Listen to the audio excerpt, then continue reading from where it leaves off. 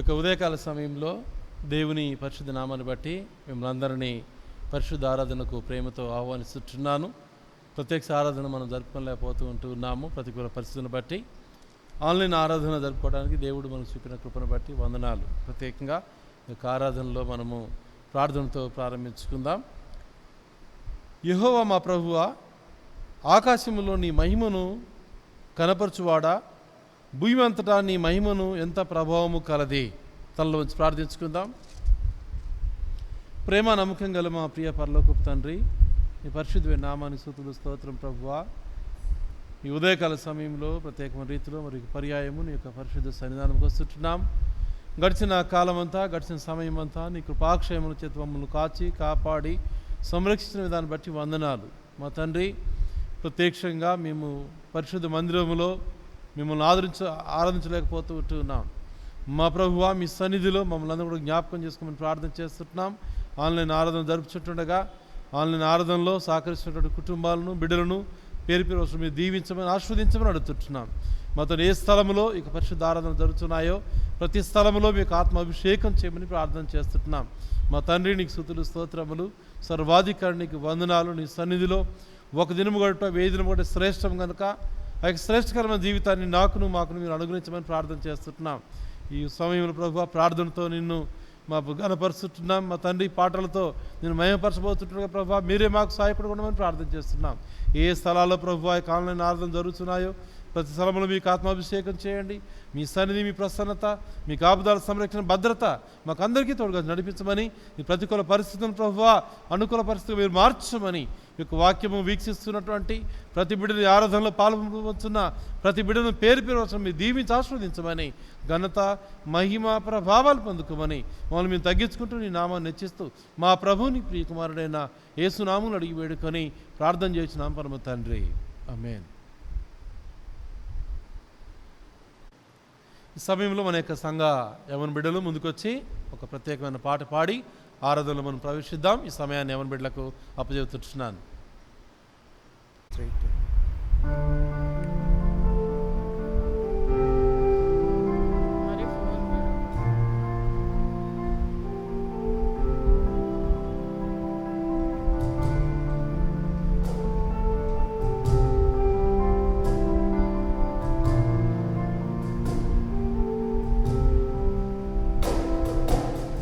చిన్ని హృదయముతో ఆ గొప్ప దేవుని ఆరాధించుదం. పగిలిన నా కుమ్మరులా కుమ్మరి యొద్దకు తెచ్చి బాగు చేయమని కోరెదం. నా చిన్ని హృదయముతో ఆ గొప్ప దేవుని ఆరాధించుదం.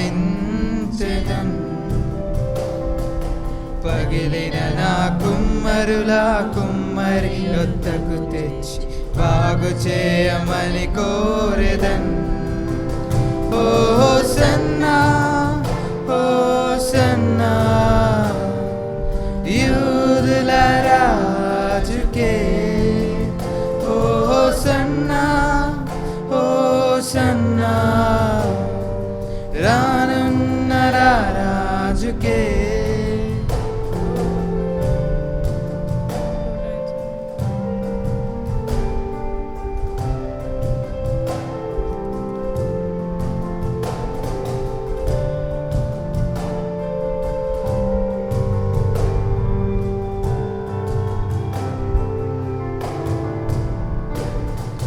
మట్టి నుండి తీయబడితివి, మరలా మట్టికి చేరుతును. మట్టి నుండి తీయబడితివి, మరలా మట్టికి చేరుతును. మన్నైన నేను మహిమగా మారుటకు మహిమను విడచితివి. మన్నైన నన్ను మహిమగా మారుటకు నీ మహిమతో విడచితివి. ఓ సన్నా, ఓ సన్నా, యూదుల రాజుకే.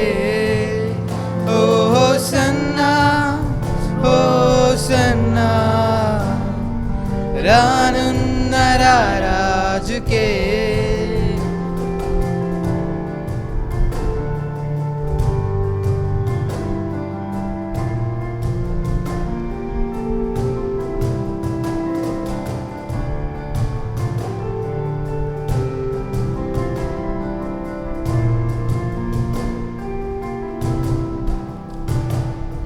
అడుగులు తడబడిన వేళలో నీ కృపతో సరిచేసితివి. అడుగులు తడబడిన వేళలో నీ కృపతో సరిచేసితివి. నా అడుగులు స్థిరపరచి నీ సేవకే నడిపి కృప నాకిచ్చితివే. నా అడుగులు స్థిరపరచి నీ సేవకే నడిచే కృప నాకిచ్చితివే. ఓ సన్నా ఓ సన్నా యూదుల రాజుకే. ఓ సన్నా ఓ సన్నా రానున్న రాజుకే.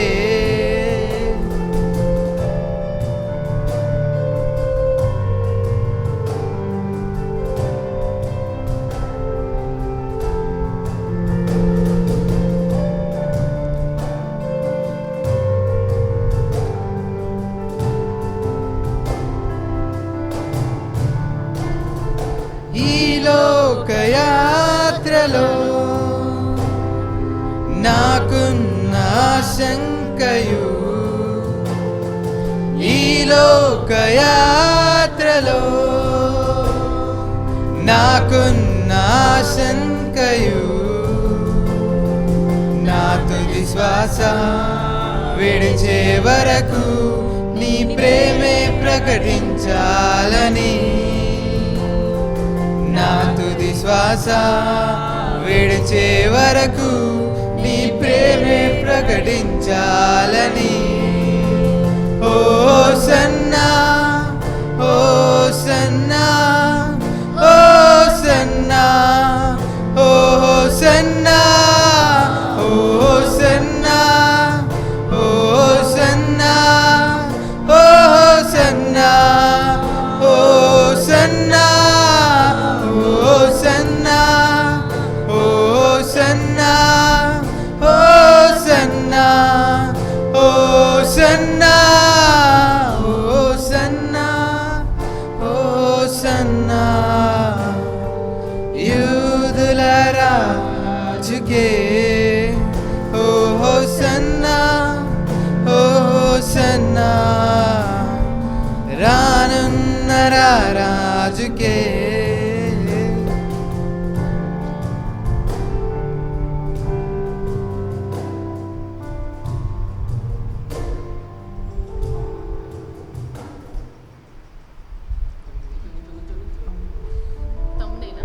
ఈ సమయంలో మనమందరము విజ్ఞాపన ప్రార్థనలో గడుపుదాము. ప్రార్థన చేసుకుందాము.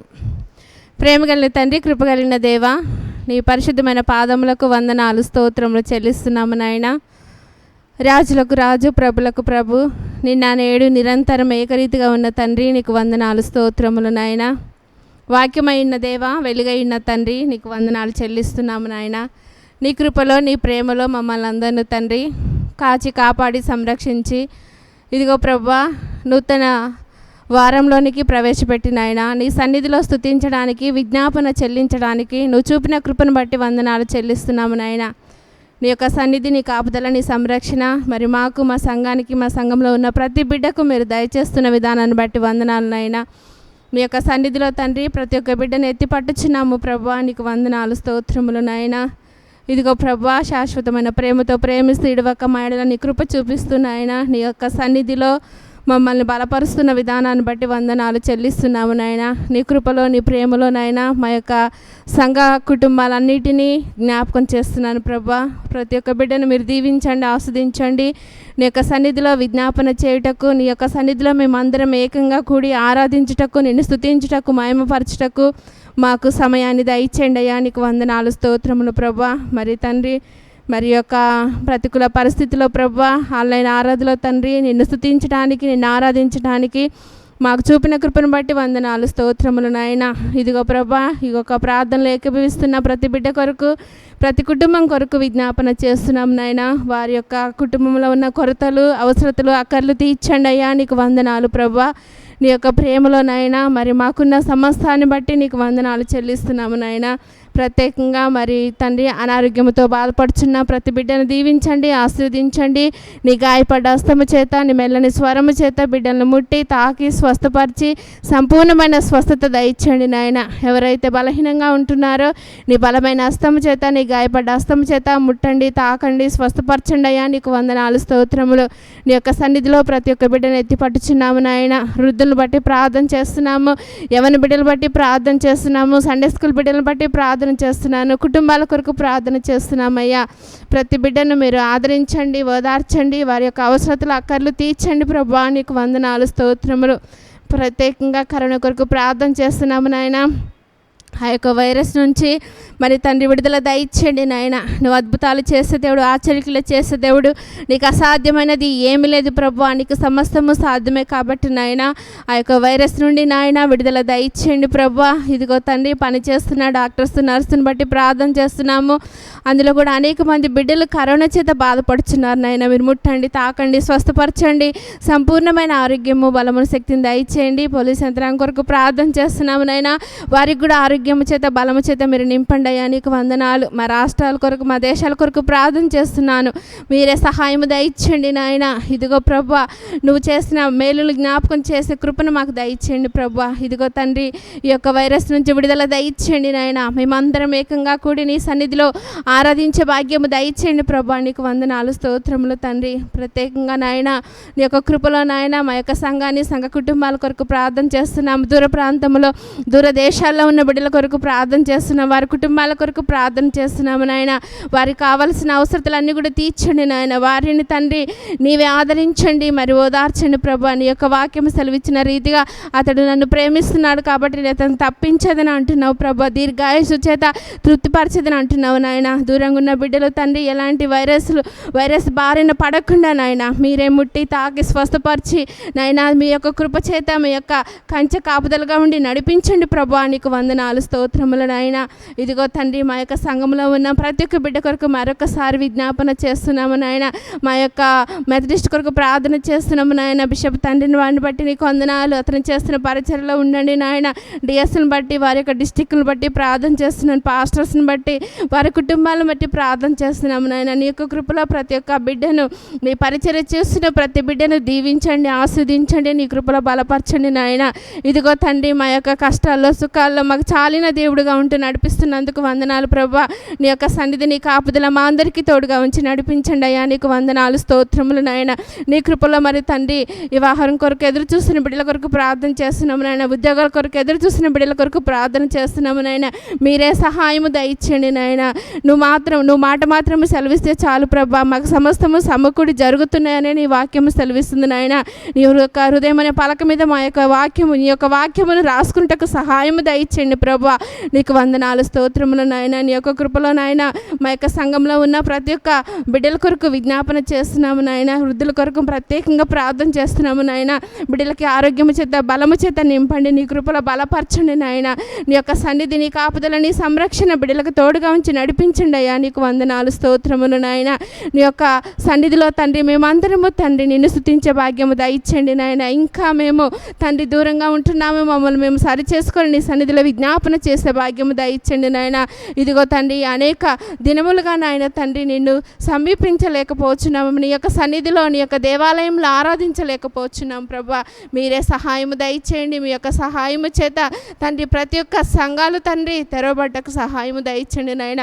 ఈ యొక్క వైరస్తో మీరే మాట్లాడాలి ప్రభా, మీరే సహాయము చేయాలి ప్రభా. నీకు వందనాలు.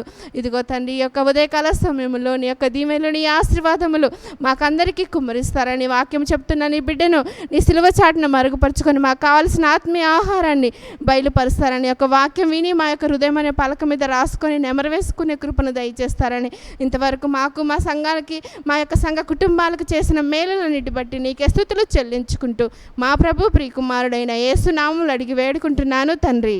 ఆమేన్. ఉదయకాల సమయంలో దేవుని పరిశుద్ధ నామాన్ని బట్టి మీకు అందరికీ వందనాలు.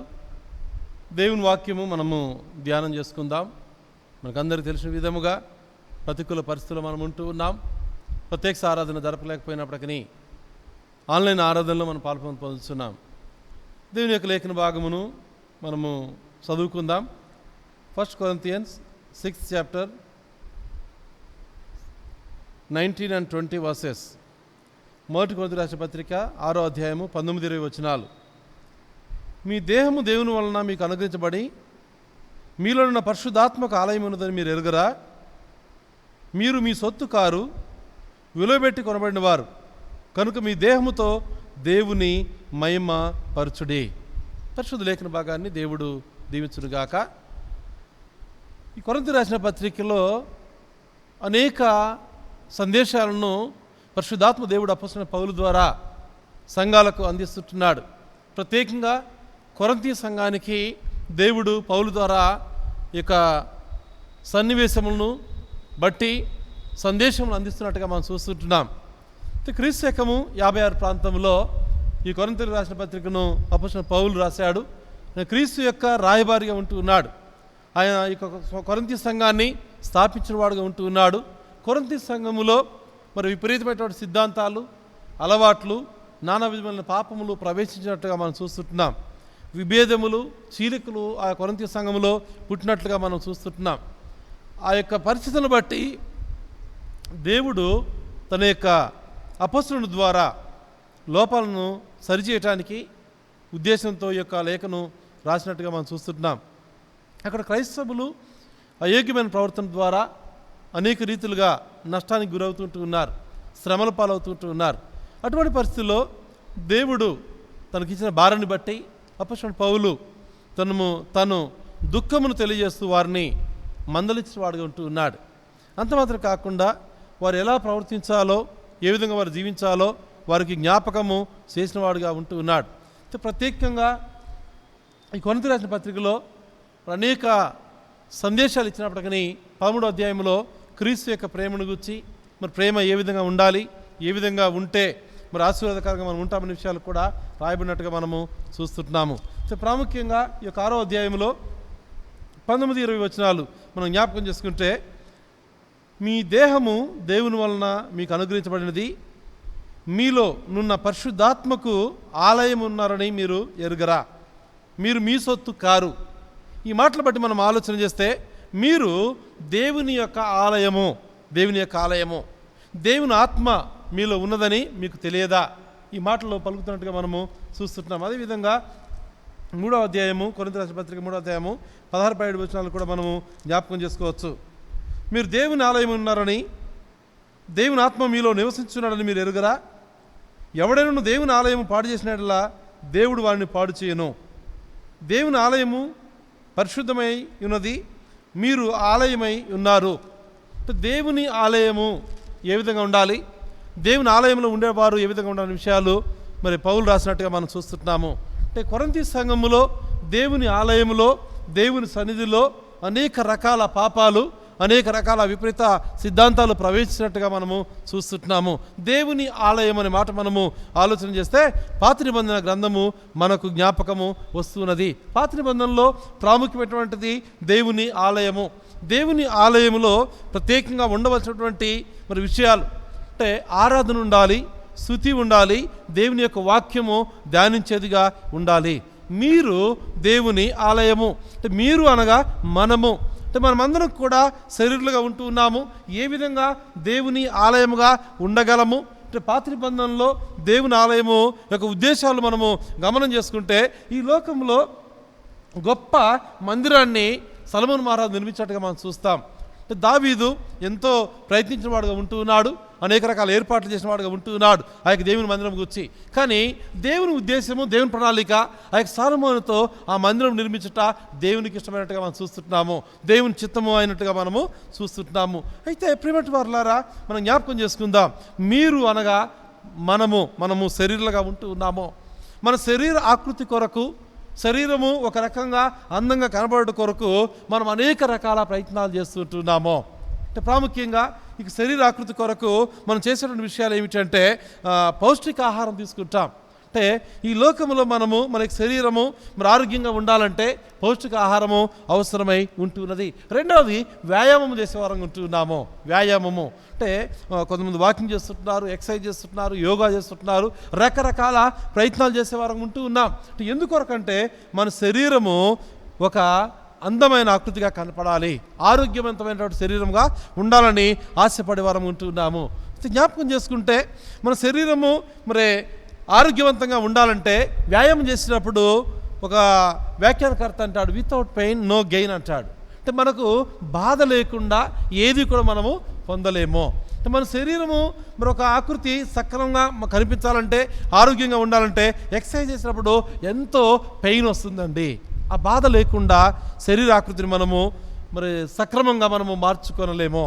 అంటే ఆ బాధ భరించినప్పుడే మనకు ఆ యొక్క ఆరోగ్యకరమైనటువంటి శరీరము వస్తుందనే విషయాన్ని మనం జ్ఞాపకము చేసుకోవాల్సిన వారమై ఉంటున్నాము. అయితే ఈ శరీరం కొరకు రకరకాల ప్రయత్నాలు మనం పడుతూ ఉన్నాము. అయితే ప్రాముఖ్యంగా మరి సొలొమోను మహారాజు కట్టించిన దేవాలయంను మనం గమనిస్తే దాని నిర్మాణంలో విశేషమైనటువంటి జాగ్రత్తలు ఇవ్వబడ్డాయి. దాని నిర్మాణంలో ఎంతో గొప్ప సంపద దాగి ఉన్నది. దానిలో మరి నివసిస్తున్న ప్రజలు దేవుడు నివాసం చేస్తున్నాడని గమనించేవారుగా ఉండాలని దేవుని యొక్క ఉద్దేశమై ఉంటున్నది. ఈ విషయాలు మనము రాజుల గ్రంథంలోను, దినవృత్తాంత గ్రంథంలోను గమనించే వారంగా ఉంటూ ఉన్నాము. 2వ దినవృత్తాంత గ్రంథము 7వ అధ్యాయము 2 Chronicles 7th chapter 13-14 వచనాలు మనం గమనం చేసుకుంటే చాలా స్పష్టంగా అక్కడ రాయబడి ఉన్నది.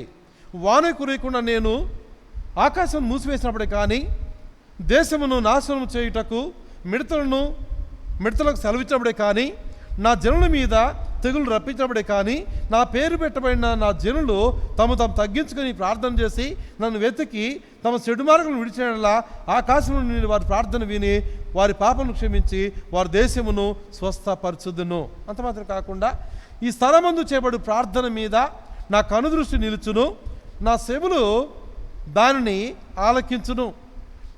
నా పేరు ఈ మందిరమునకు నిత్యము ఉన్నట్లుగా నేను దాన్ని కోరుకొని పరిశుద్ధ పరిస్థితిని నా దృష్టియు నా మనసును నిత్యము దాని మీద నుండును.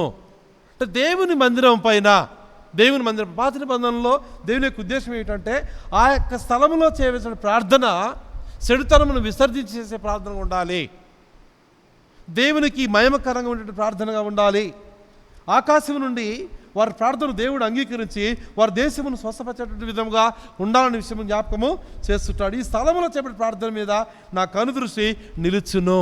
అంటే ప్రజలు దేవుని మందిరములో, దేవుని ఆలయంలో చేసే ప్రార్థన పైన దేవుని కనుదృష్టి నిలిచి ఉండాలి. అంటే ఈ స్థలములో దేవుని ప్రత్యక్షత జరుగుతుంది, దేవుడి యొక్క స్థలం పైన తన కనుదృష్టి ఉంచుతాడనే విషయాలు గమనించే వారంగా ఉండాలి. అయితే పౌలు కొరింథీ సంఘానికి తెలియజేసే విషయము అటువంటి మందిరం కాదండి, అటువంటి మందిరము కాదు. అంటే ఆ యొక్క మందిరము ఎటువంటిది అంటే మీ శరీరమే దేవుని యొక్క ఆలయము. జ్ఞాపకం చేసుకుందాం ప్రియమైన వారలారా, నేటి దినముల్లో ఈ కృపాయుగంలో కనబడే స్థలము భౌతిక ఆలయాలు కాదండి. దేవుని మందిరాలు చాలా అందంగా గొప్ప కట్టడాలు నిర్మిస్తుంటున్నారు. ప్రస్తుతం మనం గమనిస్తే ప్రతి స్థలంలో కూడా, ప్రతి గ్రామాల్లో కూడా గొప్ప మందిరాలు నిర్మించేవారుగా ఉంటున్నారు. అంటే ఆ స్థలము నిజమైన దేవుని మందిరం కాదండి. అంటే నిజమైన దేవుని మందిరం ఏమిటి? ఆ స్థలము, ఆ గొప్ప మందిరాలు కట్టాలన్నీ కూడా దేవుని ప్రజలు కూడుకొని ఆయన ఆరాధించడానికి, ఆయన గణపరచడానికి, ఆయన గొప్ప చేయడానికి ఉపయోగపడే స్థలము. అంటే అందరూ సమాజంగా కూడుకొని, అందరూ ఏకంగా కూడి ఆయన సన్నిధిని ఈ స్థలంలో ఉందని ఆశపడి ప్రార్థించేటువంటి స్థలము. పాత నిబంధనలో ఆ స్థలము దేవుని యొక్క ఆశీర్వాదకరమైన స్థలము, దేవుడు కనుదృష్టి ఉండే స్థలము. ఆ యొక్క స్థలంలో చేసే ప్రార్థన దేవుడు అంగీకరించాడు. కానీ క్రొత్త నిబంధనలో వేరుగా మరి ఉంటున్నది. కొత్త నిబంధనలో మందిరం ఏ విధంగా ఉంటుందంటే ఆ భౌతిక మందిరాలు కాదండి, ఆ స్థలంలో వచ్చిన ప్రజలే దేవుని మందిరము. అంటే ప్రత్యేకమైన జనాంగము, దేవుని చేత విమోచించబడిన జనాంగము, దేవుని చేత రక్షించబడినటువంటి జనాంగము. ఆ జనాంగము దేవుని సన్నిధిలో విజ్ఞాపన చేయాలి. దేవుని సన్నిధి విజ్ఞాపన చేయాలి. దేవుని సన్నిధిలో విజ్ఞాపన చేస్తున్న ఆ యొక్క జనాంగము, మీ శరీరము దేవుని యొక్క ఆలయము. మొట్టమొదటిగా మనం జ్ఞాపకం చేసుకుందాం, మీ శరీరము దేవుని యొక్క ఆలయము. మన శరీరం కొరకు, మన భౌతిక రూపం కొరకు మనం అనేక రకాల ప్రయత్నాలు చేస్తున్నాము. అంటే మన శరీరము అంతరంగిక సౌందర్యం కొరకు, మన శరీరం లోపల ఉన్నటువంటి విషయాల కొరకు ఎటువంటి ప్రయత్నాలు మనము చేసేవారముగా ఉంటున్నామో, ఈ శరీరం కొరకు మనం ఆలోచన చేస్తే ఆలయంగా ఉన్నటువంటి మన శరీరము అది ఎక్కడికి వెళ్తుందో జాగ్రత్తగా చూసుకోవాలి. అది ఎక్కడికి వెళ్తుందో మనం జాగ్రత్తగా చూసుకోవాలి. అది ఏం చేస్తుందో కూడా జాగ్రత్తగా మనము చూసుకోవాలి. అది ఎక్కడికి వెళ్తుందో జాగ్రత్తగా చూసుకోవాలి. అది ఏం చేస్తుందో జాగ్రత్తగా చూసుకోవాలి. అది ఎలా స్పందిస్తుందో కూడా మనము జాగ్రత్తగా చూసుకోవాలి.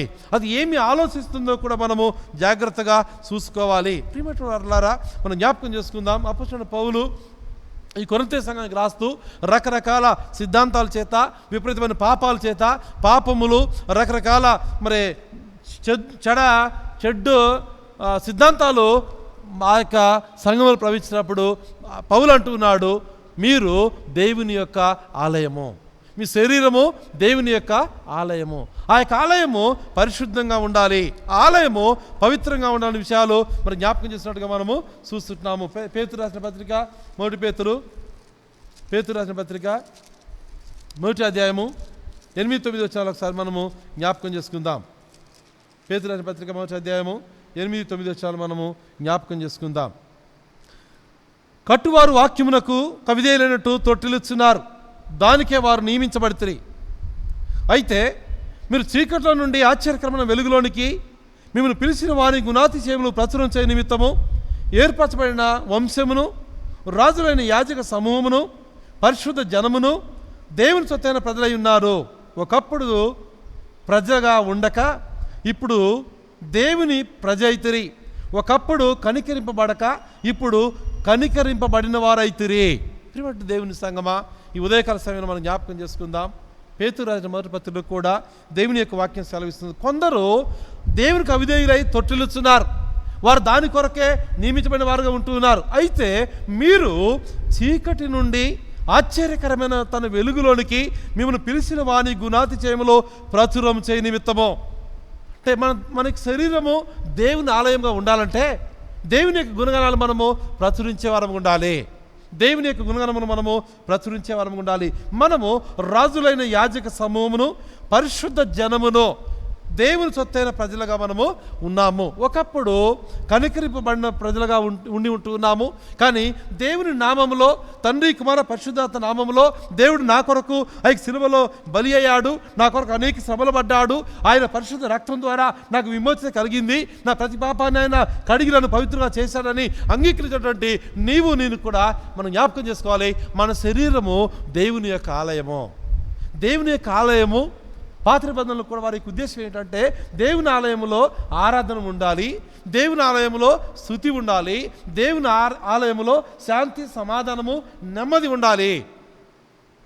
పౌలు పలికేటటువంటి ఉద్దేశం ఏమిటంటే మన శరీరంలో నెమ్మది ఉండాలి, మన శరీరంలో ఆరాధన ఉండాలి, మన శరీరంలో దేవుని యొక్క స్తుతి పాటలు సదాకాలం నిలిచేవిగా ఉండాలి. ఒకప్పుడు దేవుని యొక్క నామమును ఎరగక, దేవుని సన్నిధిని యొక్క విలువను తెలియక, దేవుని యొక్క పరిశుద్ధ రక్తం యొక్క విలువను మనం గమనించక అజ్ఞానుల వల్ల ప్రవర్తించిన వారంగా ఉంటూ ఉన్నాము. దేవునికి వాక్యముకు విరుద్ధమైనటువంటి జీవితాలు జీవించిన వారంగా ఉంటూ ఉన్నాము. ఈ యొక్క లోకపు పాపపు ఆశలకు భ్రమించిన వారంగా ఉంటూ ఉన్నాము. అయితే ప్రత్యేకించబడిన తర్వాత యేసుప్రభు నామంలో నీవు నేను బ్యాప్టిజం పొందిన తర్వాత ప్రత్యేకించబడిన జనాంగంగా మనము జీవించవలసిన వారమై ఉంటున్నాం. మన శరీరము దేని కొరకు ఆశపడుతున్నది? మన శరీరము దేని కొరకు ఆశపడుతున్నది? మన శరీరములో దేవుని యొక్క వాక్యము నివాసం చేయాలి, దేవుని సన్నిధి మనకు నివాసం చేయాలి. చాలా సందర్భాల్లో ఎవరన్నా తప్పుగా ప్రవర్తించినప్పుడు, తప్పుగా వారు జీవిస్తున్నప్పుడు చెబితే వారు అంటారు, నా ఇష్టము, నా జీవితం నా ఇష్టం అంటారు. ప్రియమైన వారలారా, ఆ మాట ఏమాత్రం పలకటానికి వీలు లేదు. ఎందుకంటే మన శరీరము దేవుని యొక్క ఆలయము. దేవుని యొక్క ఆలయమును పాడు చేయడానికి ఏమాత్రం వీలు లేదు. దేవుని యొక్క ఆలయము పరిశుద్ధంగా ఉండాలి. దేవుని యొక్క ఆలయము నెమ్మదిగా సమాధానం అందించేదిగా ఉండాలి. దేవుని ఆలయంలో అలజడులు, దేవుని ఆలయంలో కొట్లాటలు, దేవుని ఆలయంలో చీలికలు ఏమాత్రం కూడా ఉండకూడదు. కొరింథీ సంఘంలో నెమ్మది లేకుండా ప్రజలు ఉంటూ ఉన్నారు, చీలికల చేత ప్రజలు ఉంటూ ఉన్నారు. పాపం విపరీతమైన సిద్ధాంతాలు కొరింథీ సంఘంలో ప్రవేశించ ఉంటూ ఉన్నాయి. వారి శరీరాలను పాపానికి అప్పజెప్పేవారు ఉంటున్నారు. ఆ యొక్క పాప స్థితిలో వారు ఆనందించేవారు ఉంటున్నారు. ఆ స్థితి నుంచి ఆ ప్రజలు మార్పు కలిగిన వారుగా ఉండాలని, ఆ ప్రజలు మరి నెమ్మది కలిగిన వారుగా, ఆ ప్రజలు వారి శరీరము దేవుని ఆలయమని గమనించేవారుగా, ఆ ప్రజలు దేవుని సన్నిధిని వెతికేవారుగా ఉండాలని పౌలు ప్రయాసపడుతూ ఉంటున్నాడు. ప్రియటి వారులారా, మీరు మీ సొత్తు కాదు, మీరు దేవుని సొత్తు అయిన ప్రజలని దేవుని యొక్క లేఖన భాగము సెలవిస్తుంది. మనమందరం కూడా దేవుని సొత్తు అయిన ప్రజలుగా ఉంటూ ఉన్నాం. యెషయా గ్రంథము 43వ అధ్యాయంలో మనము జ్ఞాపకం చేసుకుందాం. యెషయా గ్రంథము 43వ అధ్యాయము మొదటి 2-3 వచనాలు మనం జ్ఞాపకం చేసుకుందాం. యెషయా గ్రంథము 43వ అధ్యాయము మొదటి 2 వచనాలు. అయితే యాకోబు నిన్ను సూచించిన వాడు యెహోవా, ఇశ్రాయేలును నిర్మించిన వాడు ఇలా సెలవిస్తున్నాడు, నేను నిన్ను విమోచించి ఉన్నాను, భయపడకము, పేరు పెట్టి నేను పిలిచి ఉన్నాను, నీవు నా సొత్తు. నీవు జలములో పడి దాటినప్పుడు నేను నీకు తోడై ఉందును, నదిలో పడి వెళ్ళినప్పుడు అవి నీ మీద పొర్లి పారవు, నీవు అగ్ని మధ్య నడిచినప్పుడు కాలిపోవు, జ్వాలలు నిన్ను కాల్చవు. ప్యూటి వారులారా, పాత నిబంధన కాలంలో కూడా దేవుడు మీరు మీ సొత్తు కాదు, మీరు నా సొత్తు అని చాలా స్పష్టంగా మాట్లాడుతున్న ఇశ్రాయేలు నేను నిర్మించిన వాడగు యెహోవా ఇలాగూ సెలవిస్తున్నాడు, నేను నిన్ను విమోచించున్నాను, నీవు నా సొత్తు, భయపడకము, నేను నిన్ను పేరు పెట్టి పిలుచున్నాను, నీవు నా సొత్తు. మనము దేవుని యొక్క సొత్తుగా ఉంటున్నాము. ప్రియమైన వారులారా, మనము జ్ఞాపకం చేసుకుంటే మన శరీరము దేవుని యొక్క ఆలయమని తలంచినప్పుడు, గమనించినప్పుడు మనము ఏ పాపం చేయడానికి కూడా ముందుకు కొనసాగే వారము ఉండలేమో. దేవుని యొక్క వాక్యం మన శరీరంలో మన హెచ్చరిక చేస్తూ ఉంటున్నది. నీవు నీ సొత్తు కాదు, దేవుని సొత్తు అనే విషయాలు అక్కడ బయలుపరిచినట్టుగా మనము చూస్తుంటాము. బ్లాండినటువంటి ఒక స్త్రీ మరి మొదటి 1-2 సెంచరీల్లో మనం గమనిస్తే హతసాక్షులుగా చాలామందిని మరి చంపివేసిన వారుగా ఉంటూ ఉన్నారు. బ్లాండినటువంటి ఒక స్త్రీ తాను యేసుక్రీస్తును అంగీకరించి తన శరీరాన్ని, తన యొక్క జీవితాన్ని దేవునికి సమర్పించుకొని సంపూర్ణమైనటువంటి సేవలో ఉంటున్నటువంటి స్త్రీ ఆమె బ్లాండినాను ఆ సమయంలో హతసాక్షులుగా తీసుకొచ్చేసి ఆ రాజరికంలో ఉన్నటువంటి ఆ రాజులు వారిని ముందుకు తీసుకొచ్చేసి హెచ్చరిక చేస్తుంటున్నారు. అమ్మా, నీవు గనక దేవుడు నిజమైన దేవుడు అని నువ్వు గనక మాట్లాడితే నిన్ను మరణశిక్ష వేస్తామని, నిన్ను చంపివేస్తామని పలుకుతుంటున్నారు. ఆ సమయంలో అనేక మందిని మొదటి 1-2 శతాబ్దాల్లో అనేక మంది క్రీస్తు కొరకు హతసాక్షులైన వారుగా ఉంటూ ఉన్నారు. ఈ బ్లాండినను కూడా తీసుకుని వెళ్ళి ఆమెను ఒక స్థలంలో కూర్చోబెట్టేసి అడుగుతున్నారు, అమ్మ, ఒకవేళ నువ్వు గనక నీకు యేసుప్రభు దేవుడు కాదని మాట్లాడితే గనక నీకు అనేక రకాల స్పెషాలిటీస్ కల్పిస్తాము, నీకు ఏం కావాలో అడుగు, సమస్తాన్ని నీకు ఇస్తాము అని ఆ బ్లాండినకు చెప్పిన వారు ఉంటూ ఉన్నారు. బ్లాండిన అంటూ ఉన్నది, నా జీవము దేవునికే అంకితము, నా శరీరము దేవునికి అంకితము. దేవుని యొక్క వాక్యం సెలవిస్తున్నది, శరీరం చంపువానికి భయపడక ఆత్మను చంపువానికి భయపడి, కనుక నా ఆత్మ దేవుని సన్నిధిలో ఉంటున్నది. ఒకవేళ మీరు నా శరీరాన్ని కృషింపజేయగలుగుతారు, నా శరీరానికి అనేక రకాల ఇరుకులు పెడతారు, ఇబ్బంది పెడతారు, నా శరీరము రక్త మాంసం మారిందిగా మీరు చేయగలుగుతారు, కానీ నేను నా దేవునికి సాక్షిగా ఉంటాను. ఆ సమయంలో వారు చేసినటువంటి కార్యం ఏమిటంటే, ఒక ఇనుప కుర్చీని తీసుకుని వచ్చేసి ఆ కుర్చీ కింద మంట పెట్టేసి ఆ కుర్చీ ఎర్రగా కాలే విధంగా మరి మంట పెట్టిన వారుగా ఉంటున్నారు. ఆమె తీసుకువెళ్ళి ఆమె వస్త్రములో మరి తీసివేసి ఆమె నగ్నంగా ఆ కుర్చీ పైన కూర్చోబెట్టేవారు ఉంటున్నారు. ఎంత ఘోరమైనటువంటి పరిస్థితి!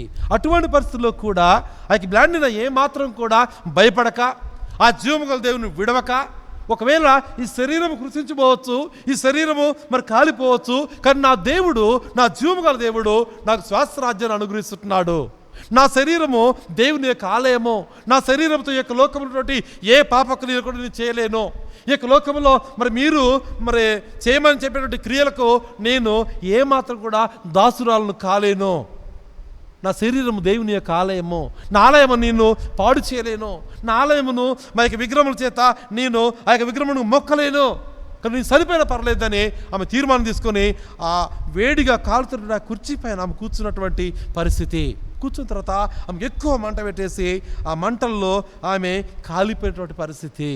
ఆమె సజీవ సాక్ష్యము, అతసాక్షిగా మార్చబడింది. ఇప్పుడు వారులారా, కేవలము క్రీస్తు యొక్క ప్రేమను బట్టి, క్రీస్తు యొక్క వాక్యమును బట్టి, నా దేవుడు సెలవిచ్చిన మాట, నేను నా సొత్తు కాదు, నా దేవుని సొత్తు అయినటువంటి ప్రజగా నేను ఉంటూ ఉన్నాను.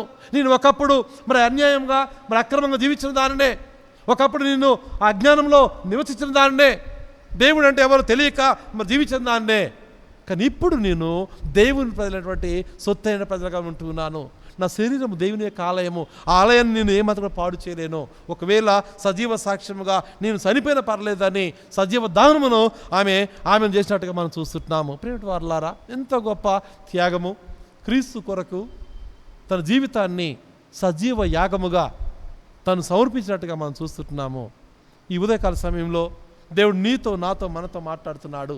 పాత నిబంధన కాలములో దేవుని మందిరములో ప్రజలు మరి కూడుకొని దేవుని సన్నిధిని ఆరాధించి ఆ స్థలంలో చేసే ప్రార్థన దేవుడు అంగీకరిస్తాడని నమ్మిన వారుగా వారు ఉంటూ ఉన్నారు. కానీ నేడు మరి కొత్త నిబంధనలు మనం జ్ఞాపకం చేసుకుంటే మన శరీరమే దేవుని యొక్క ఆలయము. మన శరీరాన్ని మనం పాడు చేసుకోవడానికి ఏమాత్రం కూడా అధికారము లేదు. యెషయా ప్రవక్త ఇజ్రాయెల్ జనాంగంతో అదే మాట్లాడుతున్నాడు. మీరు మీ సొత్తు కారు, నిన్ను విమోచించుంటున్నాను, నా పరిశుద్ధ రక్తమును మీ కొరకు కార్చిన వాడుగా ఉంటున్నాను, కనుక మీరు నా సొత్తు అని దేవుని యొక్క వాక్యం సెలవిస్తున్నది. మనమందరం కూడా దేవుని సొత్తైన ప్రజలంగా ఉంటూ ఉన్నాము. బ్లాండిన తన ప్రాణము పోయినప్పటికీ ఏమాత్రం కూడా భయపడక దేవుని సొత్తైన ప్రజలుగా జీవించే ఒక లోకములో గొప్ప సాక్ష్యాన్ని విడిచిపెట్టినట్టుగా మనము చూస్తున్నాము. అంటే నీవు నేను ఏ విధంగా ఈ యొక్క లోకములో జీవించే వారంగా ఉంటున్నామో, క్రీస్తుకు సాక్షిగా జీవించే వారంగా ఉంటున్నామా? ప్రతికూల పరిస్థితులు రాగానే, కష్ట సమయాలు రాగానే దేవుని విడిచిపెట్టే వారంగా ఉంటూ ఉన్నామా? ఈ లోకపు ఆశల కొరకు, ఈ యొక్క లోకపు క్రియల కొరకు, శరీర వాంఛల కొరకు మన శరీరం, మన దేవాలయాన్ని పాడు చేసుకునే వారం ఉంటున్నామా? ఒకవేళ దేవుడు అంటున్నాడు తన దేవాలయాన్ని పాడు చేసే వారంగా ఉన్నట్టయితే దేవుడు మనల్ని పాడు చేస్తాడు. అంటే మన శరీరం కనుక పాడైపోయే స్థితిలో ఉన్నట్టయితే, దేవుని విరుద్ధమైన కార్యాలు ఉన్నట్టయితే మనము పాడైపోయే వారంగా ఉంటాము. చాలామంది డ్రగ్స్ అడిక్ట్తోనూ, త్రాగుడు బానిసతోనూ, వ్యభిచారంతోనూ వారి జీవితాలను, వారి శరీరాలను నాశనం చేసుకొని రకరకాల వ్యాధులకు గురవుతుంటున్నారు. వారి కుటుంబాలను నాశనం చేసుకుంటున్నారు. వారులారా, మనం జ్ఞాపకం చేసుకుందాం. ఆ విధంగా ఉండడానికి దేవుడు ఏమాత్రం అనుమతి ఇవ్వటం లేదు. మన శరీరము దేవుని యొక్క ఆలయము. మన శరీరాన్ని ఏ విధంగా భౌతికంగా అందంగా కనబడటం కొరకు ప్రయాసపడుతున్నామో, ఆత్మీయ సౌందర్యం కొరకు కూడా మనము ఆ విధంగా ప్రయాసపడే వారముగా ఉండాలి. ఎప్పుడైతే ఆ విధంగా మనం ప్రయత్నిస్తామో ఖచ్చితంగా దేవుడు మనతో మహిమపరచబడతాడు. నిన్ను నన్ను సృష్టించిన దేవుడు నీ ద్వారా, నా ద్వారా దేవుని మహిమపరచబడాలని కోరుతుంటున్నాడు. ఎటువంటి స్థితిలో మనము ఉంటున్నాం? మొట్టమొదటిది, మీ యొక్క దేహము దేవుని యొక్క ఆలయము. మీ దేహము దేవుని యొక్క ఆలయం. మన శరీరం మన సొత్తు కాదు, మన ఇష్టం కాదు. ప్రియమైన వారలారా, దేవుని సొత్తు అయిన ప్రజలుగా మనం ఉంటామని విషయాన్ని జ్ఞాపకము చేసుకోవాల్సిన వారమై ఉంటాం. రెండవ విషయము, పరిశుద్ధాత్మ మనలో నివాసము చేస్తున్నాడు. పరిశుద్ధాత్మ దేవుడు అనుదినం అనుక్షణము మనను నడిపించేవాడుగా ఉంటున్నాడు. పరిశుద్ధాత్మ గురించి మనం ఆలోచన చేస్తే యోహాను సువార్త 14వ అధ్యాయము 15వ వచనం నుంచి మనం గమనించవచ్చు. యోహాను సువార్త 14వ అధ్యాయం 15వ వచనం నుంచి ఒకసారి మనం గమనించుకుందాం. మీరు నన్ను ప్రేమించిన యెడల నా ఆజ్ఞలను గైకొందురు, నేను నా తండ్రిని వేడుకొందును, మీ యొద్ద ఎల్లప్పుడూ ఉంటకు ఆయన వేరొక ఆదరణకర్తను అనగా సత్వస్వరూపియగు ఆత్మను మీకు అనుగ్రహించుతున్నాను. లోకం ఆయన చూడదు, ఆయన ఎరగదు, కనుక ఆయనను పొందనేరదు. మీరు ఆయనను ఎరుగుదురు, ఆయన మీతో కూడా నివసించును, మీలో కూడా ఉండును. మిమ్మల్ని అనాథగా విడువడు, మీ యొద్దకు వస్తును. కొంతకాలం తర్వాత లోకము నన్ను మరి ఎన్నడూను చూడదు. అయితే మీరు నన్ను చూతురు, నేను జీవించున్నాను గనుక మీరును జీవించుదురు. పరిశుద్ధ లేఖన భాగాన్ని మనం పరిశీలన చేస్తే చాలా స్పష్టంగా మాట్లాడుతున్నాడు. మీరు నన్ను ప్రేమించిన యెడల నా ఆజ్ఞలను గైకొందురు, నేను నా తండ్రిని వేడుకొందును, మీ యొద్ద ఎల్లప్పుడూ నుంటకు వేరొక ఆదరణకర్తను అనగా సత్వస్వరూపి అయిన ఆత్మను మీకు అనుగ్రహిస్తున్నాను. మనం దేవుని ప్రేమించే వారంగా ఉన్నట్లయితే, దేవుని వాక్యములకు లోబడే వారంగా ఉన్నట్లయితే పరిశుద్ధాత్మ దేవుడు మనలో నివాసము చేస్తాడు. అందుకొరకే పౌలు అంటున్నాడు, మీ యొక్క దేహము దేవుని యొక్క ఆలయము. ఆ యొక్క దేవుని యొక్క ఆలయములో అంటే మీ దేహంలో పరిశుద్ధాత్మ దేవుడు నివాసం చేస్తాడని మీకు తెలియదా? ఆ పరిశుద్ధాత్మ దేవుడు శరీరంలో నివాసం చేస్తున్నప్పుడు మన శరీరాన్ని పాడు చేయడానికి ఏమాత్రం వీలు లేదండి. దేవుని మందిరంలో పరిశుద్ధాత్మ దేవుడు నివాసం చేస్తున్నప్పుడు ఆ మందిరము ఆశీర్వాదకరంగా ఉంటున్నది. ఆ మందిరము అనేకులకు ప్రార్థన మందిరంగా ఉంటున్నది, అనేకులకు మరి ఆశీర్వాద దీవెన అనుగ్రహించేదిగా ఉంటున్నది. ఈ పరిశుద్ధాత్మను వరమును మనం జ్ఞాపకం చేసుకుంటే, ఎప్పుడైతే నేను క్రైస్తవులుగా మార్చబడతామో, తండ్రి కుమార పరిశుద్ధాత్మ నామంలో బ్యాప్టిజం పొందుతామో, అప్పుడే పరిశుద్ధాత్మ దేవుడు మనలో నివాసము చేస్తాడు. పరిశుద్ధాత్మ దేవుడు మనలో నివాసము చేస్తాడు. ఆయన ఏమాత్రం కూడా మనను విడిచిపెట్టేవాడు కాదండి. మనకు తోడుగా ఉండటానికి ఆయన ఆదరణకర్తను, పరిశుద్ధాత్మను మనకు తోడుగా పంపిస్తున్నాడు, మనకు తోడుగా ఉంచుతున్నాడు. ఆయన మనం విడిచిపెట్టేవాడు కాదండి. ఆయన సదాకాలం మనకు, నీకు నాకు ఏ పరిస్థితిలో మనమున్నా, ఏ స్థితిలో మనమున్నా, ఎంత వేదనతో ఉన్నా, ఎంత ప్రతికూల పరిస్థితిలో నేను ఉన్నప్పటికీ, ఎంత బాధలు ఉన్నప్పటికీ, ఎంత వ్యాధులతో ఉన్నప్పటికీ, శ్రమలతో ఉన్నప్పటికీ పరిశుద్ధాత్మ దేవుడు మనకు తోడుగా ఉంటున్నాడు. యేసయ్య అంటాడు, నేను ఎన్నడూ కూడా ఒంటరి వాడను కాను. మీరు మీ గృహాలకు తిరిగి వెళ్తారు, కానీ నాతో నా పరలోక తండ్రి సదాకాలం నాతో ఉంటాడు. నేను ఏమాత్రం కూడా ఒంటరి వాడను కాను. ప్రియమైన వారలారా, పరిశుద్ధాత్మ దేవుడు ఎప్పుడైతే నీకు నాకు తోడుగా ఉంటాడో, మనం చేసే ప్రతి కార్యములో దేవుని యొక్క నామము మహిమపరచబడటానికి ఆలోచన చేసే వారంగా ఉంటాము. దేవుని యొక్క మహిమను మనము వెతికే వారం ఉంటాము. పరిశుద్ధాత్మ దేవుడు నీలో నాలో ఉంటున్నప్పుడు పాపం చేయడానికి మనము భయపడే వారు ఉంటాము. పరిశుద్ధాత్మ దేవుడు మనల్ని హెచ్చరిక చేస్తాడు. ఒక సన్నివేశం నేను జ్ఞాపకం ఆశపడుతుంటున్నాను. ఇంగ్లాండ్ దేశంలో పెడ్రిక్ అటువంటి రాజు తాను తయారైపోయి ఉదయకాల సమయం రాగానే ఆయన పనివారు ముందుకు వచ్చేసి ఒక పాయసం, తనకి ఇష్టమైన పాయసం తీసుకొని వస్తుంటున్నారు. పాయసం తీసుకొని వచ్చినప్పుడు ఆ రాజు ఆ పాయసం తినడానికి సిద్ధపడ్డాడు. ఆ యొక్క పాత్రను పట్టుకొని చూస్తున్నప్పుడు ఆయనకు పరిశుద్ధాత్మ దేవుడు ఒక విషయం జ్ఞాపకం చేశాడు. ఏమిటంటే, నీవు ఈరోజు పాయసం పానం చేయడానికి సిద్ధపడుతున్నావు కదా, ఈరోజు దేవుని యొక్క వాక్యమును పానం చేసావా, వాక్యం చదివావా అని పరిశుద్ధాత్మ దేవుడు హృదయంలో గద్దించిన వాడుకుంటున్నాడు. ఎప్పుడైతే ఆ పరిశుద్ధాత్మ దేవుని యొక్క గద్దింపులకు తాను లోబడి వెంటనే ఆ పాయసమును ముట్టుకోకుండా అక్కడ పెట్టేసి, నేను వెళ్ళి బైబిల్ వాక్యమును చదివిన తర్వాత తిరిగి వస్తాను, పనివారితో చెప్తున్నాడు, మీరు ఇక్కడే ఉండండి. రాజుగారు వెళ్ళి దేవుని యొక్క వాక్యము కొద్ది సమయం గడిపి దేవునితో ముచ్చటించి ప్రార్థన చేసుకొని, ప్రభువా దయతో నన్ను మన్నించుము, నీ వాక్యం చదవకుండా ఈరోజు నేను భోజనం చేయడానికి వెళ్ళిన వాడికి ఉంటున్నాను కనుక వాక్యం అయిన తర్వాత కొద్ది సమయము ప్రార్థన చేసుకొని తను మరలా తిరిగి ఆ పాయసం యొద్దకు వస్తున్నాడు. వచ్చినప్పుడు ఆ జరిగిన సన్నివేశం ఏమిటంటే, ఆ పాయసం పైన ఒక పురుగు బొద్దింక తిరుగుతూ ఉన్నది. వెంటనే ఆ రాజుగారు అంటున్నాడు, ఇది పురుగు పడింది కనుక వెంటనే పనివారు తీసుకొచ్చేసి ఆ యొక్క పాయసం తీసుకొని వెళ్ళి కిచెన్లోకి వెళ్తున్నారు. కిచెన్లోకి వెళ్ళినప్పుడు ఆడ వంట చేసినటువంటి వంట మనిషి అడుగుతున్నాడు, ఏమైంది రాజుగారు తినలేదా అంటే, తినలేదు, రాజుగారికి మరి ఒక పాయసం కావాలట. ఆయన భయపడిపోయాడు. ఎందుకంటే ఆ పాయసంలో తాను పాయిజన్ కలిపిన వాడుకుంటున్నాడు, రాజుగారిని చంపడానికి ప్రయత్నించిన వాడుకుంటున్నాడు. కనుక ఆయన భయపడిపోయి, అయ్యో నేను పాయిజన్ కలిపిన విషయం రాజుగారు తెలిసిపోయిందని తనకు తానుగా రివాల్వర్ తీసుకొని తాను కాల్చుకొని చనిపోయిన వాడుకుంటున్నాడు. ప్రియమైనటువంటి వారలారా, జ్ఞాపకం చేసుకుందాం. అప్పుడు పరిశుద్ధాత్మ దేవుడు వాక్యము చదవలేదనే విషయము తనకు జ్ఞాపకం వచ్చినప్పుడు, తాను తినేటువంటి ఆ యొక్క తాను కలిగేటువంటి ఆ యొక్క అపాయము నుండి దేవుడు తప్పించడానికి పరిశుద్ధాత్మ దేవుడు తను ప్రేరేపించి, నీకు బైబిల్ చదవలేదు, వెళ్ళి మొట్టమొదటిగా బైబిల్ చదివిరా అని చెప్పేసి పంపినట్టుగా మనం చూస్తున్నాము. చాలా సందర్భాల్లో మనం కలిగేటువంటి అపాయం నుండి తప్పించుకోవడానికి, ఆ యొక్క స్థలంలోని మనం వెళ్ళకుండా మనల్ని కాపాడటానికి పరిశుద్ధాత్మ దేవుడు కొన్ని సందర్భాల్లో మన హృదయంలో మాట్లాడేవాడుకుంటాడు. రాజుగారితో పరిశుద్ధాత్మ దేవుడు మాట్లాడాడు. వెంటనే తాను ఆడ తిరిగి వెళ్ళిన వాడుకుంటున్నాడు, తన ప్రాణమును కాపాడుకున్న వాడుకుంటున్నాడు. ప్రియమైన వారలారా, చాలా సందర్భాల్లో దేవుడు మన హృదయంలో హెచ్చరిక చేస్తున్నాడు. ఈ పని నువ్వు చేయకూడదని హెచ్చరిక చేస్తున్నప్పుడు, దేవుని యొక్క మాటను పరిశుద్ధాత్మ దేవుడు హృదయంలో ఆ యొక్క హెచ్చరికలు చేస్తున్నప్పుడు, హెచ్చరికను ప్రక్కన పెట్టినప్పుడు నష్టం కలిగేదిగా ఉంటున్నది. పరిశుద్ధాత్మ దేవుడు ఏమాత్రం మనం విడిచిపెట్టేవాడు కాదండి. ఆయన సదాకాలం మనకు తోడుగా ఉండేవాడు. ఎప్పుడైతే మనం దేవుని ప్రేమించే వరంగా ఉంటామో, తాను పంపినటువంటి కుమారుని ప్రేమించే వారు ఉంటాము.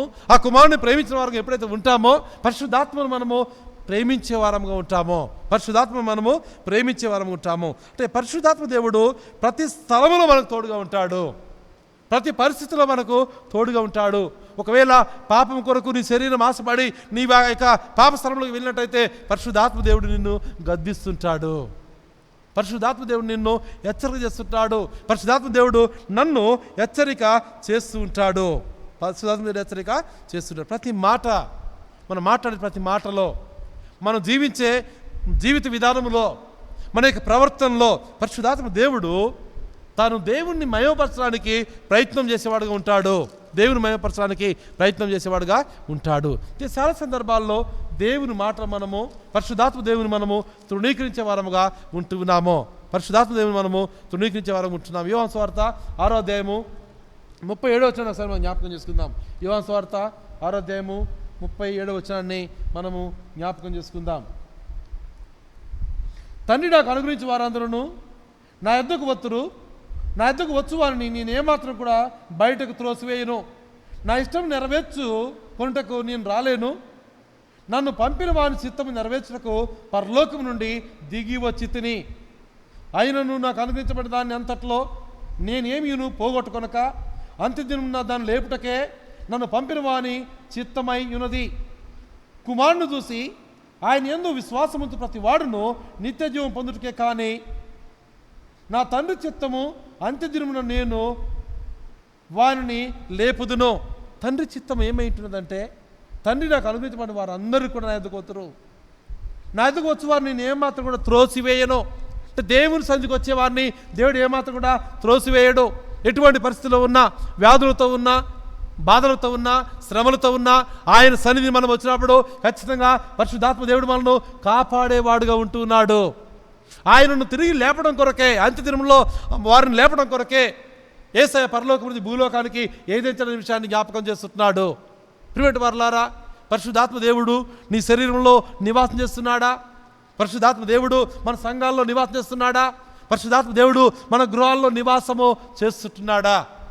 ఒకవేళ పరిశుద్ధాత్మ దేవుడు నివాసం చేస్తే దేవునికి మహిమకరమైన కార్యాలు మాత్రమే మన కుటుంబాల్లో జరుగుతాయి, దేవునికి మహిమపరిచే విధంగా మాత్రమే మన వ్యక్తిగత జీవితాలు మార్చబడతాయి, దేవునికి మహిమకరంగా ఉండే కార్యాలు మాత్రమే మన సంఘ జీవితంలో జరుగుతాయి. ఆ యొక్క విషయమును మనం జ్ఞాపకం చేసుకోవాల్సిన వారం ఏంటున్నాము. పరిశుద్ధాత్మ యొక్క ఉద్దేశం ఏమిటంటే ఆయన ఆలయంలో ఆయన దేవుని మహిమపరచటము, ఆయన ఆలయంలో ఆయన దేవుని మహిమపరచటము. అంటే మన శరీరం ఆయన ఆలయమైనప్పుడు ఆ యొక్క శరీరంలో దేవుని మహిమపరచబడేదిగా ఉండాలి, దేవుని మహిమపరచబడేదిగా ఉండాలి. అంత్యదినంలో మనల్ని లేపటానికి, ఆ యొక్క పునరుద్ధాన శక్తిని అనుగ్రహించడానికి దేవుడు పరలోకం విడిచి భూలోకానికి ఎదించినట్టుగా మనము చూస్తున్నాము. అంటే ప్రియమైనటువంటి దేవుని సంగమా, మనం జ్ఞాపకం చేసుకుందాం. దేవుడు మానవుని సృష్టించడంలో గల ఉద్దేశం ఏమిటంటే దేవుని మహిమపరచడం కొరకే, దేవుని యొక్క నామాన్ని ఘనపరచడం కొరకే. కానీ దేవుని యొక్క ఉద్దేశములు మనము పెడదోవను పెట్టేసి, ప్రక్కన పెట్టేసి మానవుని యొక్క ఉద్దేశాలు నెరవేర్చుకుంటూ దేవుణ్ణి సంతాపమునకు గురి చేసే వారం ఉంటున్నాము. ఎన్ని సందర్భాల్లో నీ ద్వారా, నా ద్వారా పరిశుద్ధాత్మ దేవుడు సంతాపపడ్డాడు. నా జీవితాల ద్వారా పరిశుద్ధాత్మ దేవుడు దుఃఖపడ్డాడు. పరిశుద్ధాత్మ దేవుడు ఏమాత్రం కూడా దుఃఖపడడానికి వీలు లేదు. ఆయన దుఃఖపడకుండా నిమిత్తము పరిశుద్ధాత్మ దేవుడు తన సన్నిధి మనకు తోడుగా ఉంచి నడిపిస్తున్నాడు, మనకు తోడుగా ఉంచి నడిపిస్తున్నాడు. కాబట్టి స్టీఫెన్ను తన ప్రాణమును ఇచ్చటం ద్వారా, తన ప్రాణం పోగొట్టుకోవడం ద్వారా దేవుని మహిమపరచబడినట్టుగా మనం చూస్తున్నాము. దేవుని యొక్క సువార్త కొరకు, దేవుని యొక్క మాటల కొరకు, పరలోకం నుంచి భూలోకానికి ఏదించిన యేసయ్య ప్రేమను యొక్క లోకానికి ప్రకటించడానికి స్టీఫెన్ అనేక రీతిలుగా శ్రమలు పొందిన వాడుగా ఉంటున్నాడు. ఆయనను రాళ్లతో కొట్టిన వారుగా ఉంటున్నారు. ఆయన యొక్క లోకం తన యొక్క ప్రాణమును పోగొట్టుకున్న వాడుగా ఉంటున్నాడు. అంతమాత్రమే అనేకులు క్రీస్తు కొరకు హతసాక్షులుగా మార్చబడుతున్నారు. కేవలము పరిశుద్ధాత్మ దేవుడు వారిలో నివాసం చేయటం వల్లనే. పరిశుద్ధాత్మ దేవుడు నీలో, నాలో నివాసం చేస్తే మనము క్రీస్తుకు సాక్షిగా ఉంటాము, క్రీస్తుకు సాక్షిగా ఉంటాము. దేవుని యొక్క వాక్యం సెలవిస్తున్నది, బూదిగంతముల వరకు అనేకుల కొరకు నీవు, నేను సాక్షులుగా ఉంటాము. పరిశుద్ధాత్మ దేవుని వరం మనం పొందుకున్నప్పుడు బూదిగంతముల వరకు మనం సాక్ష్యము మరి పలికే వరం ఉంటాము. పౌలు కూడా అనేక శ్రమలు పొందిన వాడుగా ఉంటున్నాడు, ఆయన దెబ్బలు పొందిన వాడుగా ఉంటున్నాడు, రాళ్లతో కొట్టబడిన వాడుగా ఉంటున్నాడు. ఆయన రకరకాల ఇరుకులు ఇబ్బందులు తాను పొందుకున్నవాడుగా ఉంటున్నాడు. యూదుల చేత శ్రమ, అన్యుల చేత శ్రమ, అనేక రకాల ఇరుకులు ఇబ్బందుల చేత దేవుని యొక్క సేవను తాను కొనసాగించవాడు ఉంటున్నాడు. కేవలము ఎందు నిమిత్తము నువ్వు ఇన్ని శ్రమలు పడుతున్నావని అక్కడ ప్రజలు అడుగుతున్నప్పుడు క్రీస్తు ప్రేమ మమ్మల్ని బలవంతము చేయించున్నది అంటాడు. ఆయన శరీరంలో పరిశుద్ధాత్మ నివాసం చేస్తున్నది కనుక, ఆయన శరీరం దేవుని యొక్క ఆలయం కనుక ఈ ఆలయాన్ని పరిశుద్ధంగా ఉంచాలి, ఈ ఆలయం ద్వారా దేవుడు మహిమపరచబడాలని పౌలు కూడా తన ప్రాణ త్యాగం చేయడానికి సిద్ధపడిన వాడుకుంటున్నాడు. తన అనేక సందర్భాల్లో దేవుని యొక్క నామాన్ని గణపరిచిన వాడుకుంటున్నాడు. ఏ మాత్రం కూడా భయపడక దేవుని వైపు చూస్తూ నాలో పరిశుద్ధాత్మ దేవుడు నివాసం చేస్తున్నాడు కనుక నా దేవుడు జీవముగల దేవుడు, నా దేవుడు సజీవుడైన దేవుడు, నా దేవుని మరలా నేను నా శరీరంతో మరలా నేను చూస్తానని యోబు పలికే విధముగా ఆ నిరీక్షణతోని పౌలు క్రీస్తు కొరకు సాక్షిగా జీవించినట్టుగా మనం చూస్తున్నాము. పౌలు క్రీస్తు కొరకు సాక్షిగా జీవించినట్టుగా మనం చూస్తున్నాము. మరి యోహాను కూడా పద్మాసు ద్వీపంలో అనేక శ్రమలు పొందిన వాడుగా ఉంటున్నాడు. కారణం ఏమిటంటే పరిశుద్ధాత్మ దేవుడు తన శరీరంలో నివాసం చేసిన వాడుగా ఉంటున్నాడు. పరిశుద్ధాత్మ దేవుడు తన శరీరంలో నివాసం చేసిన వాడుగా ఉంటున్నాడు. ఎప్పుడైతే పరిశుద్ధాత్మ దేవుడు నివాసం చేస్తున్నాడో ఎటువంటి శ్రమలైన వారు లెక్క చేయకుండా ఉన్నవారుగా ఉంటున్నారు. ఎటువంటి శ్రమలు కూడా వారు లెక్క చేయని వారుగా ఉంటున్నారు. పద్మాసు ద్వీపంలో పరవశుడై ఆ యొక్క సలసల కాగేటువంటి నూనెలో తాను వేసినప్పటికీ తాను ఏమన్నా భయపడక దేవుని సన్నిధిని వెతుకుని వాడుకుంటున్నాడు. అనేక విషయాలు ఈ యొక్క లోకానికి అందించిన వాడుకుంటున్నాడు. ఆశయంలో ఉన్న సంఘాలకి అనేక సందేశంలో తాను పంపినవాడుగా ఉంటున్నాడు. ప్రియమైనటువంటి వారులారా, మనం జ్ఞాపకం చేసుకుందాం ఎటువంటి పరిస్థితుల్లో నీవు నేను జీవిస్తున్నామో. పౌలు యొక్క ఉద్దేశం ఒకటేనండి, నీ శరీరము దేవుని యొక్క ఆలయము, ఆ శరీరములో పరిశుద్ధాత్మ దేవుడు నివాసం చేయాలి, దేవుని మందిరములో దేవుడు నివాసం చేయాలి. పాత నిబంధన కాలంలో కూడా సొలొమోను నిర్మించిన మందిరంలో కూడా, సొలొమోను మహారాజు నిర్మించిన మందిరంలో కూడా ఈ స్థలములో చేపట్టి ప్రార్థన పై దేవుని కనుదృష్టి నిలుచుడుగాక అంటాడు.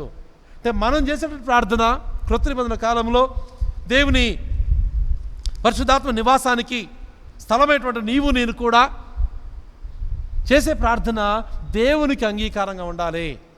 దేవుని కనుదృష్టి మన పైన నిలిచేదిగా ఉండాలి. కాబట్టి ఈ సమయంలో మనం జ్ఞాపకం చేసుకుందాం ఏ విధంగా నీ నా జీవితాలు కొనసాగుతూ ఉంటున్నాయి. ఎప్పుడు కూడా అనుకూల పరిస్థితులు ఉంటాయి అని తలచడానికి వీలు లేదండి. ప్రతికూల పరిస్థితులు వస్తాయి, శ్రమలు వస్తాయి, వేదనలు వస్తాయి, దుఃఖం వస్తున్నది, అవహేళన వస్తుంటున్నాయి. రకరకాల పరిస్థితులు కూడా మనము పరిశుద్ధాత్మ దేవునికి నివాసం అనే విషయాన్ని జ్ఞాపకము చేసుకునే వారముగా ఉండాలి. ఎప్పుడైతే ఆ విధంగా మనం ఉంటామో దేవుని మహిమపరిచే వారంగా ఉంటామో, నీ నా శరీరాల ద్వారా దేవుని మహిమకు మనము యోగ్యులంగా ఎంచబడే వారముగా ఉండాలి. ఈ లోకము స్నేహము దేవునితో వైరమని మీరు ఎరుగరని యాకోబు రాసిన పత్రికలో మనం చూస్తుంటున్నాం. ఈ లోకంతో స్నేహం చేస్తే దేవునితో మనము వైరంగా ఉండేవారంగా ఉంటాము. నీ శరీరంలో పరిశుద్ధాత్మ దేవుడు నివాసము చేయడు. ఈ శరీర క్రియలు ఎప్పుడైతే మన జీవితంలో నివాసం చేస్తాయో పరిశుద్ధాత్మ దేవుడు ఈ స్థలం నుంచి వెళ్ళిపోయేవాడుగా ఉంటాడు. కాబట్టి ఈ ఉదయకాల సమయంలో మరి ఒక పర్యాయం మనం జ్ఞాపకం చేసుకుందాం. పౌలు కొరింథీ సంఘానికి రాస్తున్నాడు. కొరింథీ సంఘములో పరిశుద్ధత లోపించింది. కొరింథీ సంఘములో శారీరక క్రియలు ఎక్కువైపోతూ ఉంటున్నాయి. కొరింథీ సంఘములో శీలికలు, కొరింథీ సంఘంలో రకరకాల సిద్ధాంతాలు ఏర్పడిన పరిస్థితులు కనబడుతున్నాయి. నేటి దినాల్లో కూడా అనేక మంది అనేక రీతులుగా సిద్ధాంతాలు బోధిస్తున్నారు. అనేక మంది అనేక రీతులుగా విభేదాలు సృష్టిస్తున్నారు. అనేక మంది అనేక రీతులుగా ఆ యొక్క సంఘంలోనికి వ్యక్తిగత జీవితాల్లోనికి పాపం ప్రవేశించేదిగా ఉంటున్నది. నీ శరీరం నా శరీరము దేవుని సొత్తు అనే విషయాన్ని మనం జ్ఞాపకం చేసుకోవాలి. యేసయ్య తన పరిశుద్ధ రక్తాన్ని చిందించిన విషయాన్ని మనము జ్ఞాపకము చేసుకోవాల్సిన వారమై ఉంటున్నాము. మత్తయి సువార్త 20వ అధ్యాయం 28 వచనం ఒకసారి జ్ఞాపకం చేసుకుందాం. మత్తయి సువార్త 20వ అధ్యాయము 28 వచనాన్ని ఒకసారి మనము జ్ఞాపకం చేసుకుందాం. అలాగే మనిషి కుమారుడు పరిచారం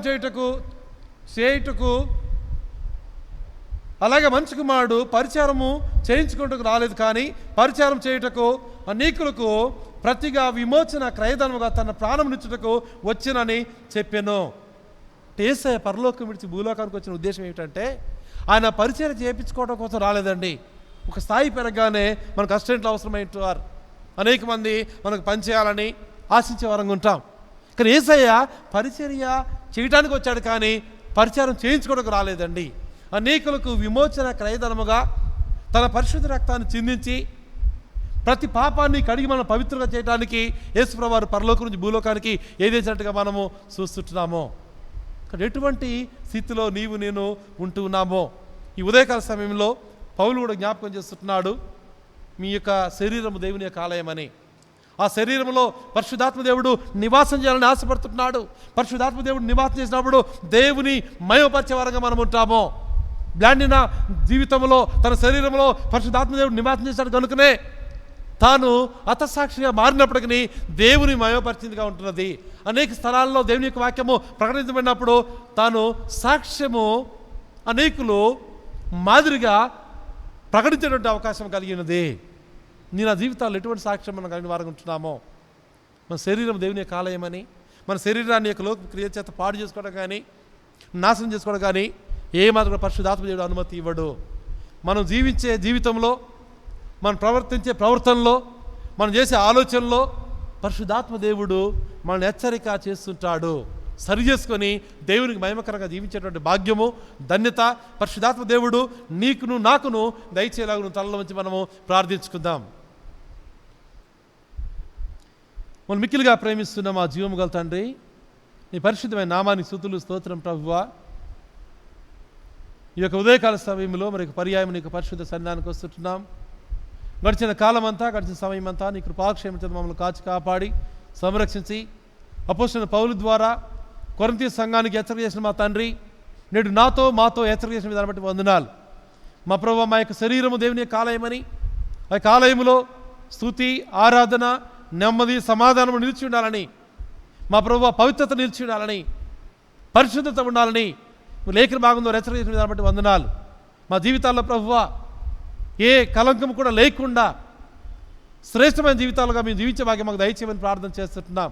పరిశుద్ధాత్మ మాలో నివాసం చేసిన భాగ్యము ధన్యత మాకు అందరికీ అనుగ్రహించమని, ప్రత్యేకంగా మా తండ్రి మా సంఘ కుటుంబాలను దీవించండి, ఆశీర్వదించండి. ప్రతికూల పరిస్థితుల్లో మేము ఉంటూ ఉన్నాం, శ్రమల కాలంలో మేము ఉంటూ ఉన్నాం, భయంకర పరిస్థితుల్లో మేము ఉంటూ ఉన్నాం. ఏ విపత్తు కూడా ప్రభావ భయపడక ప్రభావ నీ వైపు చూసే భాగ్యం దయచేయండి. పరిశుద్ధాత్మ దేవుడు మాలో నివాసం చేసినప్పుడు మేము నీ సత్యాన్ని ప్రజలుగా మేము ఉంటూ ఉన్నాం. మమ్మల్ని విమోచించిన దేవానికి వందనాలు. నీ ప్రజలుగా మేము ఉంటుండగా ఏ ఆపద మాకు రాకుండా ప్రభువా నీ యొక్క రెక్కల చాటు మమ్మల్ని భద్రపరచమని, మమ్మల్ని, మా కుటుంబాలను, మా సంఘాలను, సంఘ కుటుంబాలను, మా రాష్ట్రాలను, మా దేశమును, మా ప్రపంచ దేశాలను కూడా జ్ఞాపకం చేసుకోమని, ప్రత్యేక ప్రభువా ఆందోళనతో ఉన్నటువంటి ప్రతి బిడ్డను పరిశుద్ధాత్మ నివాసం చేసి వారికి నెమ్మది, సమాధానం దయచేయమని, ప్రత్యేక ఆశీర్వాదాలు దీవించేది మమ్మల్ని అందరూ నింపమని, ఘనత, మహిమ, ప్రభావాలు పొందుకోమని మమ్మల్ని మేము తగ్గించుకుంటూ నీ నామాన్ని హెచ్చిస్తూ మా ప్రభువుని ప్రియకుమారుడైన యేసు నామమును అడిగి వేడుకొని ప్రార్థన చేస్తున్నాం పరమ తండ్రి, ఆమేన్. పరలోకమందున మా తండ్రి, నీ నామం పరిశుద్ధపడును గాక, నీ రాజ్యం మాకు వచ్చును గాక, నీ చిత్తం పరలోకములో ఎలాగో అలాగే భూమి మీద నెరవేరును గాక. మాకు కావాల్సిన దినాన్ని మీరు దయచేయము. మా రోజు మీరు ప్రకారం మనం క్షమించి మమ్మల్ని శోధన తేక కిడును తప్పించి, ఎందుకనగా రాజ్యము, బలము, మహిమ నిరంతరం నీవైనావు తండ్రి, ఆమేన్. ఇప్పుడు మన పరమతండ్రి దేవుని కృప, పరిశుద్ధాత్మిక అన్యోన్య సావాసము, ప్రభువైన యేసుక్రీస్తు యొక్క శాంతి, సమాధానము ఈ యొక్క ఆరాధనలో పాల్గొనే ప్రతి బిడ్డ పైన ఇప్పుడు ఎల్లప్పుడు సదాకాలము తోడై ఉండును గాక, ఆమేన్, ఆమేన్. ఆశీర్వాదంబుల్ మా మీద వర్షింపజేయుమిషా, ఆశతో నమ్మియున్నాము నీ సత్యవాగ్దాతము, హిమై మీద కృమ్మరించుము దేవా, క్రమ్మర ప్రేమ వశాంబు కృమ్మరించుము దేవా, ఆమేన్. Praise the lord. మీకు అందరికీ వందనాలు. ఈ యొక్క సమయంలో మన యొక్క సంఘ ప్రకటనలు గమనిద్దాం. మన గవర్నమెంట్ వారి దగ్గర నుంచి ఇటువంటి ఉత్తర్వులు ఇంకా రానందువలన ఆన్లైన్ ఆరాధన జరుపుతుంటున్నాం. గవర్నమెంట్ వారి ఉత్తర్వులు, మన బిషప్ తారీ యొక్క ఉత్తర్వులు వచ్చిన తర్వాత ఈ విషయమును మన యొక్క వాట్సాప్ గ్రూప్లో మీకు అందరికీ కూడా తెలియజేస్తాం. ఆ తర్వాత మాత్రమే మీరు దేవుని ఆలయంలోనికి రావాలని మనం చేస్తున్నాను. గవర్నమెంట్ వారు ఇచ్చేటువంటి హెచ్చరికలు, అడ్వైజర్స్, గైడ్లైన్స్ ప్రకారంగా మన ఆరాధన జరపడానికి ప్రయత్నం చేస్తాము. కనుక ఆ విషయాన్ని గమనించాలని మనవి చేస్తున్నాము. దేవుడు మిమ్మల్ని, మీ కుటుంబాలను అత్యధికంగా ఆశీర్వదించి దీవించును గాక. God bless you all. Praise the lord.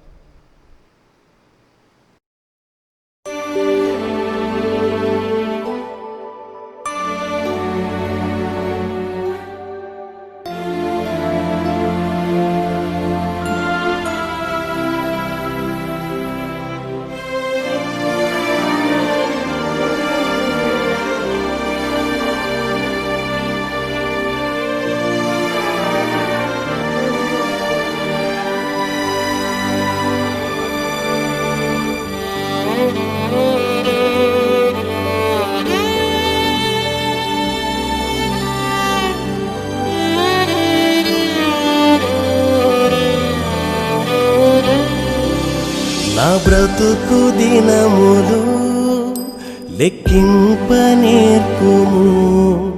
దేవాయి భువిని వీడు గడియ నాకు చూపుము. ఇంకొంత కాలము ఆయుష్ పెంచుము.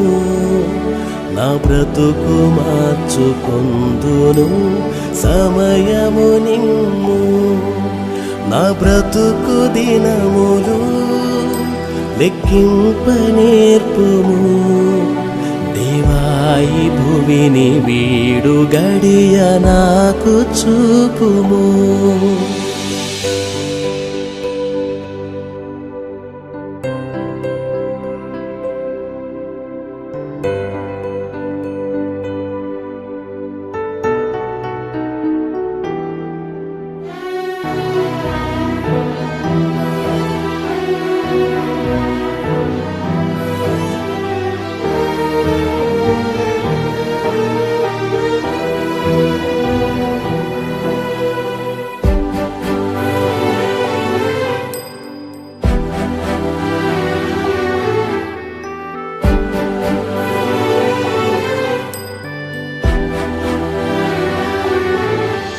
ఎన్నో సంవత్సరాలు నన్ను దాటిపోచున్నవి. నా ఆశలు నా కలలనే వెంబడించుచుంటిని. ఫలాలు లేని వృక్షము వలె ఎదిగిపోతిని. ఏనాడు కూలిపోదునో ఎరుగకుంటిని. నా మరణ రోదన ఆలకించుమో ప్రభు. మరల నన్ను నూతనముగా చిగురు వేయని. నా బ్రతుకు దినములు లెక్కింప నేర్పుము. దేవాయి భువిని వీడు గడియ నాకు చూపుము.